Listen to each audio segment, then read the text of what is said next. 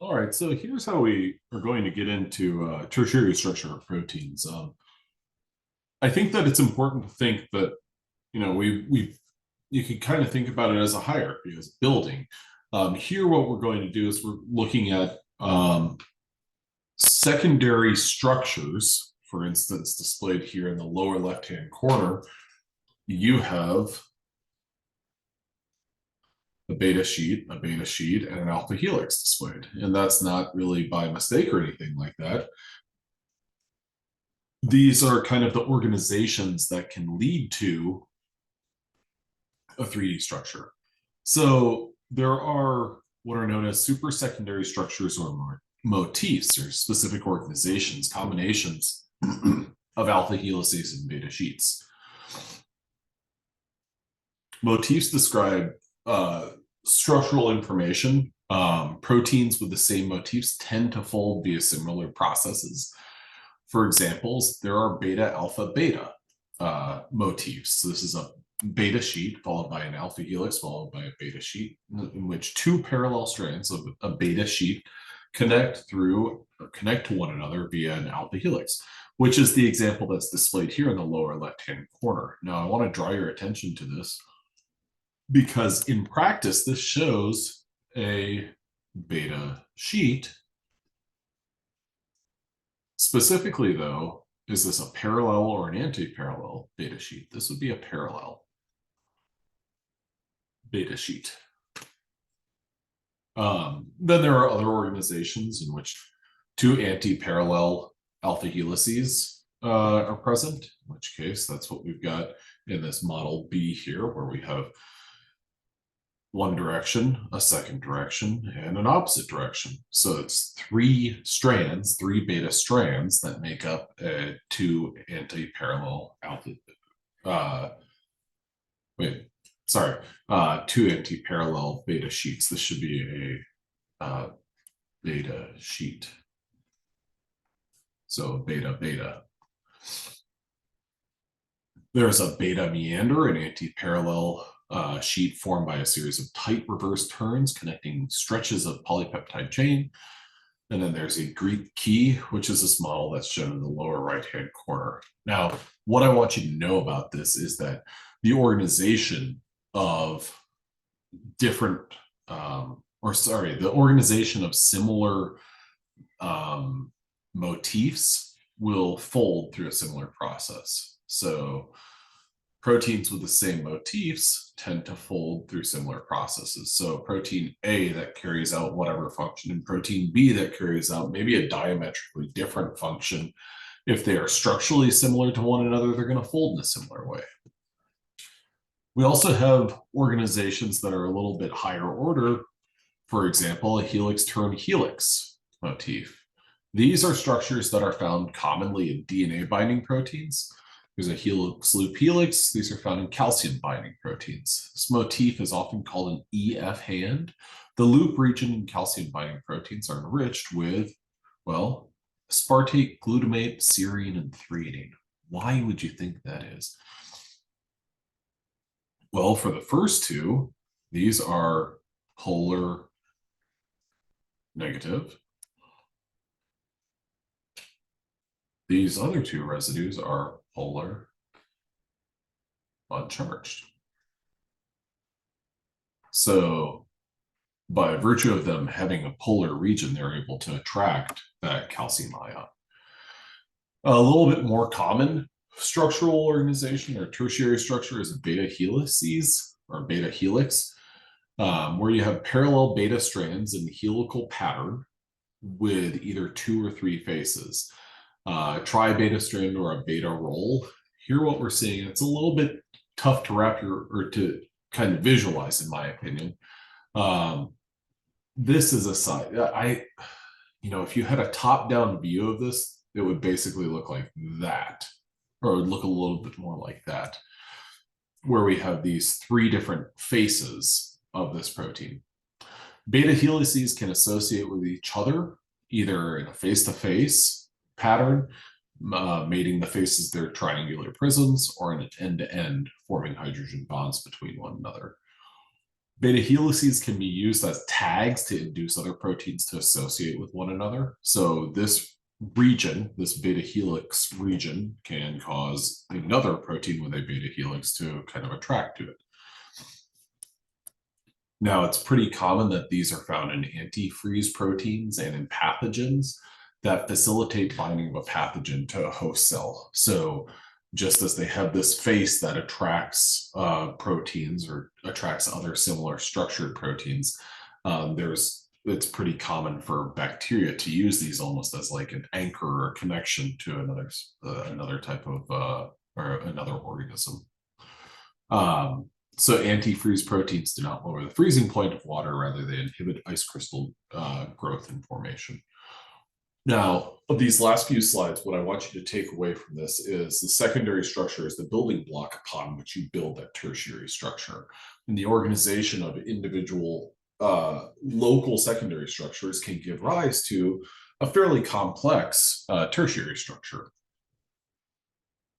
So protein structure classifications. Protein structures are based on repeated motifs. Domains are another. So I want you to know about domains and motifs. Domains are very large polypeptide chains that tend to fold in 2 or more clusters.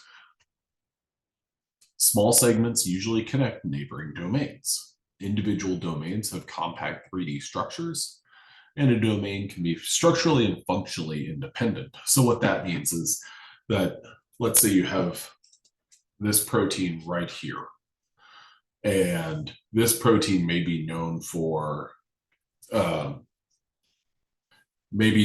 function X. So it is, I'll just kind of keep it simple. This is a kinase.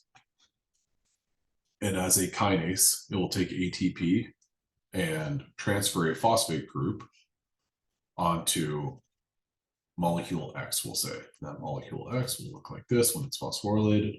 ADP will also be released. Now, this entire protein may be known for that, but it might be just this domain that actually carries out that activity. So what that means is you could cut this whole thing off, get rid of that whole part of the protein, and still have this function carried out. So this would be kind of like a functional or a catalytic domain that does the action that you're looking for. So domain can be structurally and functionally independent. It can survive on its own. It can be an island, have a particular activity or a function, and can be proteolytically cleaved and retain structure and function.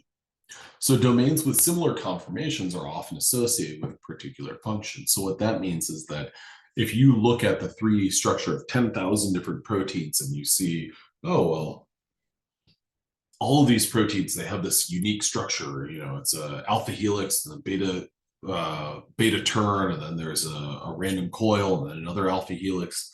I wonder what that does. That region, that kind of common structural model might do one consistent thing throughout all of those different proteins. So you could be looking at something structurally that is a common feature, a common kind of enzyme function. So now there are proteins that are multi-domain. So they have multiple domains. And I think this is a great example over here where we have PFK2, FBP2. So what this is an enzyme in glycolysis. So the process where we're breaking down glucose, what this does is this enzyme takes fructose 6-phosphate and makes fructose 2,6-bis phosphate. Now, what this also does is the reciprocal reaction. So this PFK2/FBP2, PFK2, you could think about it as the forward reaction, and FBP2 is the reverse reaction. And this part of the protein, PFK2, is right here, and FBP2 is right there. We have a kinase domain and a phosphatase domain. The kinase is responsible for adding a phosphate group, taking fructose 6 phosphate and making fructose 2,6 bisphosphate. FBP2 is responsible for taking fructose 2,6 bisphosphate and making fructose 6 phosphate. So they are one polypeptide, but one half of it does this, and then the other half of it does this. Now, these are two separate domains. So what this also means is that you could cleave off that kinase domain, and it's going to be able to carry out that function. And you can leave behind or cut out that phosphatase domain, and it's going to do that action. There are many proteins that consist of several structural domains. One domain may appear in a variety of different proteins. Now, evolutionarily, domains may act as building blocks, being recombined in different arrangements to make different proteins with different functions. So many proteins in eukaryotes are multi-domain and multifunctional, because essentially what this means is one polypeptide does two jobs. So rather than having two polypeptides that, they're going to require the cell's energy to produce these two proteins, instead what we can do is redirect the resources of the cell and say, only make this one thing, because this one thing does two actions.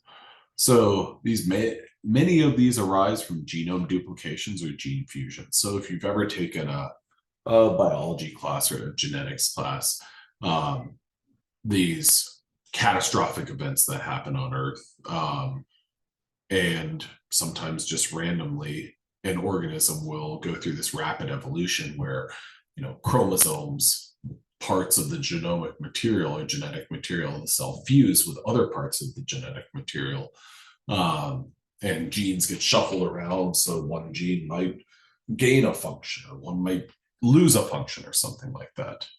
So, here's just another example. Lower than the other picture of this is a enzyme that carries out two functions. It isomerizes and it synthesizes something. I think if you look at that top model, PFK2 and FBP2, I think that's the best way to approach this. And this is something that I think is a great model as a multi-domain protein. These two protein functions do the opposite steps of one another. So one goes forward, one goes reverse.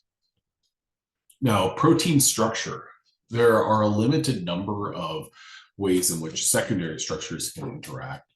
And I mean, heck, if you look at these models at the bottom, these are 4 models or 4 protein models that, you might be able to see an alpha helix in there or something like that, but it's a bunch of randomness. It's a bunch of random coils.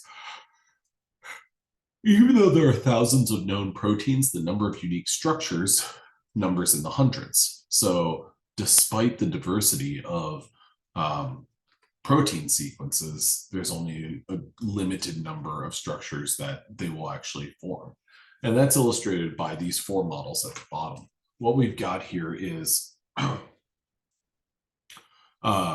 we have think about this as being similar to something like hemoglobin. We've got an ion in a ring held at the center of this polypeptide. And we've got the same thing here, or let me rearrange them. We got that same thing here, here, and here. Now, expand your view from just that portion in the middle, that ion that's in that ring structure. Well, look at those blue ribbons. Now, look at those blue ribbons and then compare the protein sequences. We've got protein sequences that range from 134 to 86 amino acids long. Now, this one on the far right-hand side, compare that to the one that's on the far left-hand side. The number of amino acids is almost 50% less, or almost 40% fewer. In addition to that, that blue ribbon or the blue ribbons that make up that structure, they're much more condensed. But ultimately, these structures contort themselves so they can stabilize that ion in a ring in the center. So despite their subtle differences, there's still going to be some universal or some kind of common structure that they both have, or that they all have. Polypeptides of similar sequences tend to adopt similar structures. Now let's think about this. If you've got A, L, R, K, L, W. Well, you've got this amino acid and this amino acid that they're going to form positively, or they're probably going to be positively charged at a physiological pH. This guy right here, this guy right here, this guy right here, and this guy right here. They're all going to be kind of non-polar. Now, if you made a mutation and you made like an alanine there, well, that's still a non-polar residue. And so these, like, if you compare that to something like ALRK, let's go with F, all these, like this polypeptide versus this polypeptide, the structures that they're going to form are not going to be radically different because they have a lot of common sequence, or they have quite a bit of their sequences are common to one another, similar to one another. And so those are going to form similar structures. 40% structural similarity with limited gaps in sequence spread over, 40% sequence similarity with limited gaps in sequence, and similarity spread over the entire sequence is going to give structures that are very similar to one another. Now, ultimately, if you look back here, since there are thousands of known proteins, but the number of structures is in the hundreds, well, ultimately that led someone to say we should probably try to categorize these.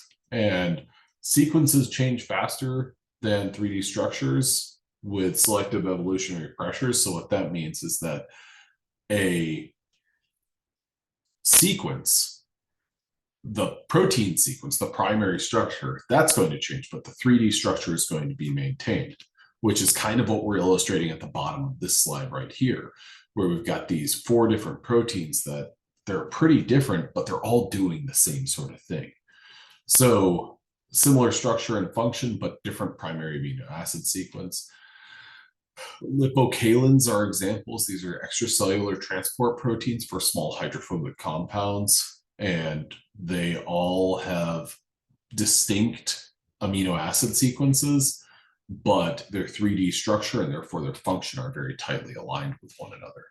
Okay, I'm going to go ahead and take a little break right here, but then we'll jump into the next video.